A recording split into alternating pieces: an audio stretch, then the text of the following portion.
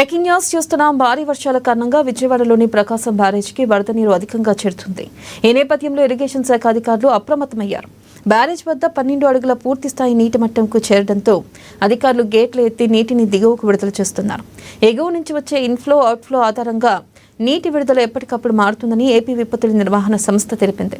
Barrage నుంచి వరద నీటిని సముద్రంలోకి విడుదల చేస్తున్నందున కృష్ణానది పరివాహక ప్రాంత ప్రజలు, లంక గ్రామాల ప్రజలు అప్రమత్తంగా ఉండాలని విజ్ఞప్తి చేసింది. నదిలో ప్రయాణాలు చేయరాదని, వరద నీటిలో ఈతకు వెళ్లడం, చేపలు పట్టడం వంటివి చేయకూడదని విపత్తు నిర్వహణ సంస్థ సూచించింది.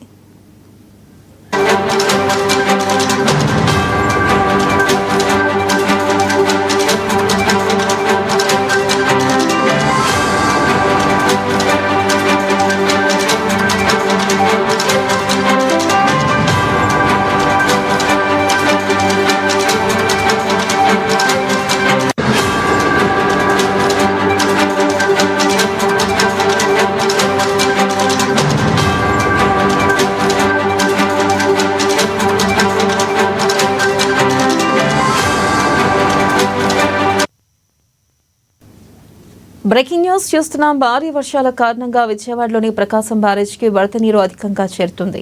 ఈ నేపథ్యంలో ఇరిగేషన్ శాఖ అధికారులు అప్రమత్తమయ్యారు.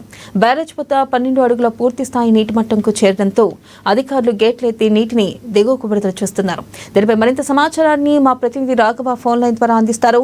రాఘవ, భారీ వర్షాల కారణంగా విజయవాడలోనే ప్రకాశం బ్యారేజ్ కి భారీగా వరద నీరు చేరుతుంది. ఈ నేపథ్యంలో ఇరిగేషన్ అధికారులు కూడా అప్రమత్తమయ్యారు. బ్యారేజ్ వద్ద 12 అడుగులు పూర్తి స్థాయి నీటి మట్టంకు చేరడంతో అధికారులు ఈ రోజు గేట్లు ఎత్తి దిగువకు విడుదల చేస్తున్నారు.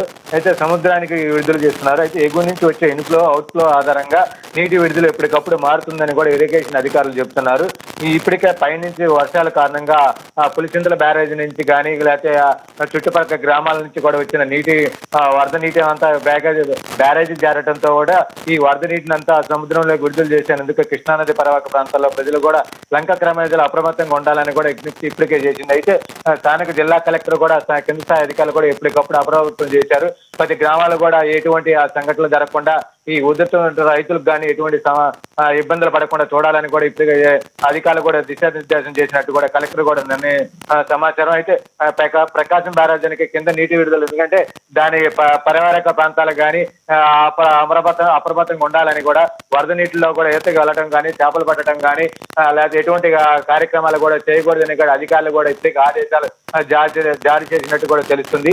ఏదేమైనట్టు వర్షాల కారణంగా కూడా ఎటువంటి అసౌకర్యాలు జరగకుండా ఎటువంటి సంఘటనలు కూడా జరగకుండా కూడా ఇప్పటికి కూడా దీనికి సంబంధించిన కూడా ముఖ్యమంత్రి కూడా చంద్రబాబు నాయుడు కూడా ఒక జిల్లా కలెక్టర్ కూడా ఒక నిర్దేశం కూడా చేసినట్టు కూడా తెలుస్తుంది. అంటే దీని మీద కూడా సాయంత్రం లోపు కూడా ఒక సమావేశం ఉన్నటువంటి, అంటే వరద ఉధృతి వల్ల వచ్చే రాష్ట్రంలో కూడా అన్ని జిల్లా కలెక్టర్ కూడా సమావేశం అయ్యి అసలు వరద పరిస్థితి ఎలా ఉంటుంది, వర్షాల కారణంగా ఎలా ఉంటుంది, ఈ శ్రీశైలం కూడా నిండి సాగర్ నీటికి కూడా విడుదల చేస్తున్నట్టు ఉంది.